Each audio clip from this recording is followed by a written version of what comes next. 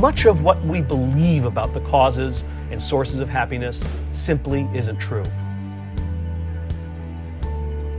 I had somebody count the number of books with happiness in the title published in the last 5 years, and they gave up after about 40, and there were many more. There is a huge wave of interest in happiness among researchers. There is a lot of happiness coaching. Everybody would like to make people happier. Because happiness can be synthesized. Sir Thomas Browne wrote in 1642, "I am the happiest man alive. I have that in me that can convert poverty to riches, adversity to prosperity. I am more invulnerable than Achilles. Fortune hath not one place to hit me." What kind of remarkable machinery does this guy have in his head? Well, it turns out it's precisely the same remarkable machinery that all of us have. But you do not accept it. In fact, you're spending all your time striving with might and main to make it different. You are not accepting it. What do you want out of life?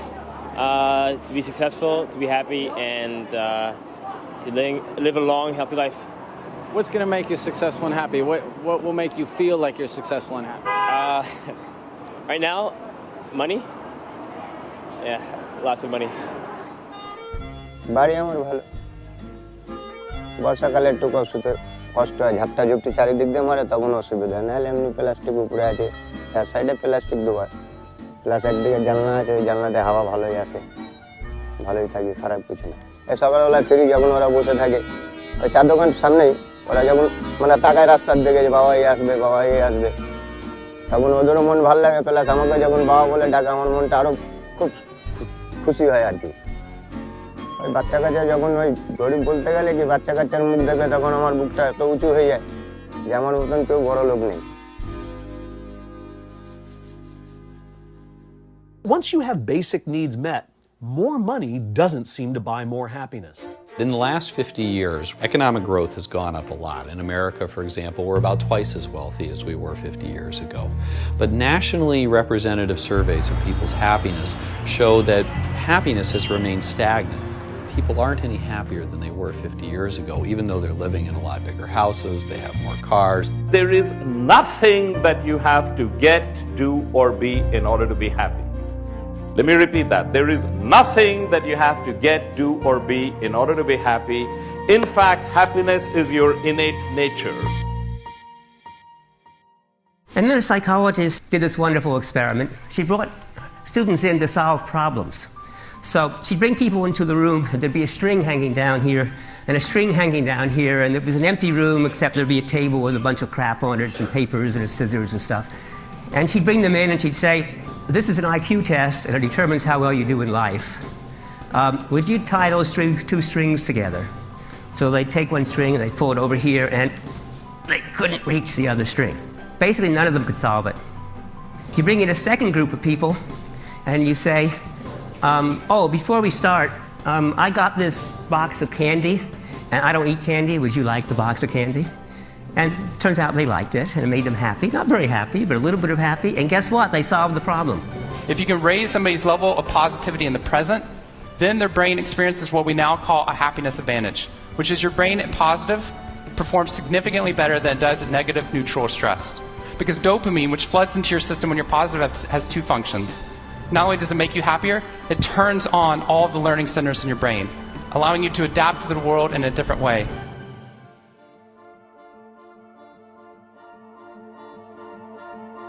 After World War II, Japan's entire workforce was mobilized to rebuild the country from the ground up.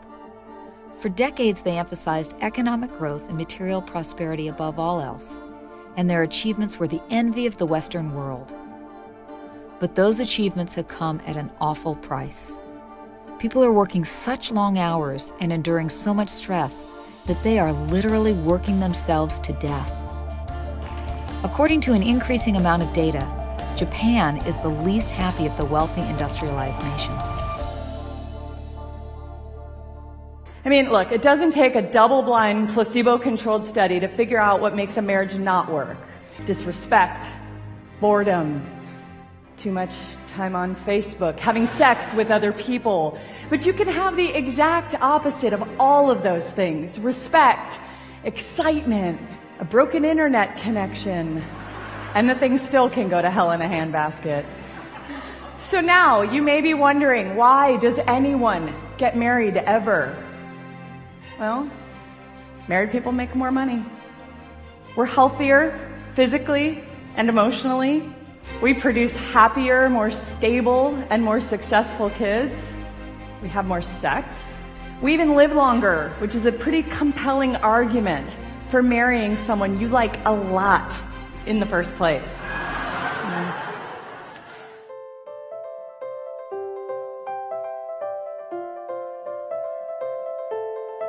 You know, wildlife and being out here, you don't know what you're gonna see. But nature, especially like this, you know, it's good medicine. This is my happiness. The if-then model, if this happens, I will be happy, the model itself is flawed.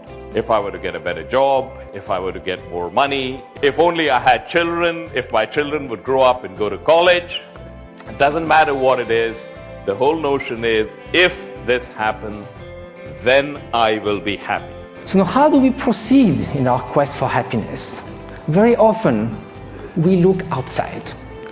We think that if we could gather this and that, all the conditions, something like we say, everything to be happy. To have everything to be happy, that very sentence already bears the doom of destruction of happiness. To have everything. If we miss something, it collapses.